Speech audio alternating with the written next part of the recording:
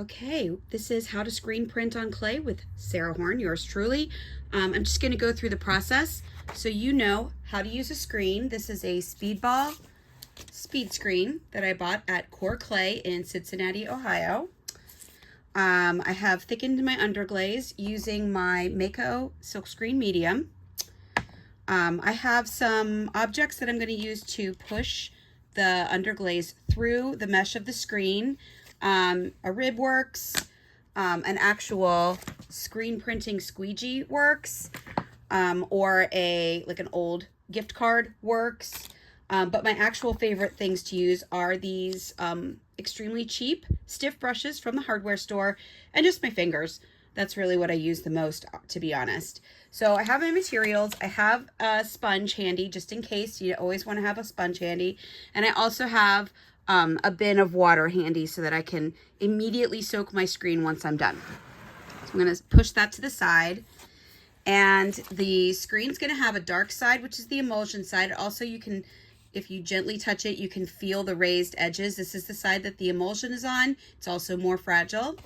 And then you have the screen side. And the screen side is going to be lighter than the emulsion side. You always want to see the screen side towards you, and the emulsion side should go against the clay. So I'm going to set my screen on top of my clay. And usually, at least with the first print, you can kind of tell like what part of your design is going to be on your clay. And then I'm going to push this clay through all of the white lines, which are the mesh, the open mesh. That's what is going to print. And generally what I do is I just paint it on. So my clay is leather hard. My underglaze is a little bit thicker, which can be done either by mixing in a little, like a pinch of that silkscreen medium, or you can just kind of use slightly dried out underglaze. Sometimes if I don't have my silkscreen medium handy, I just kind of set out my underglaze for a little bit and let it thicken up.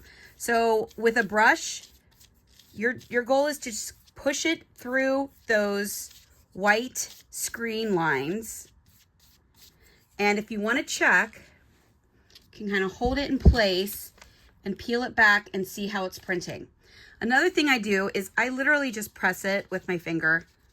This is what I'm doing. I just like to press it through the screen. It's a little messy, but we're used to that as art teachers. And I can see that again. And also, let's say I want to troubleshoot. Now, this is not one of my best screens. Some of these lines didn't burn as well as I would like them to. So this is not the primary screen I use for this design when I'm printing. This is sort of like a demo screen for me. So some of these lines I know won't print very well. But most of them do. So that's a pretty decent print for this screen. You just kind of check and see how it goes. Sometimes I will peel back both sides and kind of press it through a second time. Like if you're actually screen printing, a lot of times you want to swipe the ink through, raise your screen, lower it, and swipe the ink through a second time. You don't necessarily have to do that with underglaze, but sometimes it helps to do 2 layers. So now I'm going to pull off my screen, and the screen is going to immediately go in the water. If I'm done with printing with this screen, I'm going to immediately submerge that screen so that none of that underglaze sets in the screen. So now I have my screen is soaking. I can wash that off later.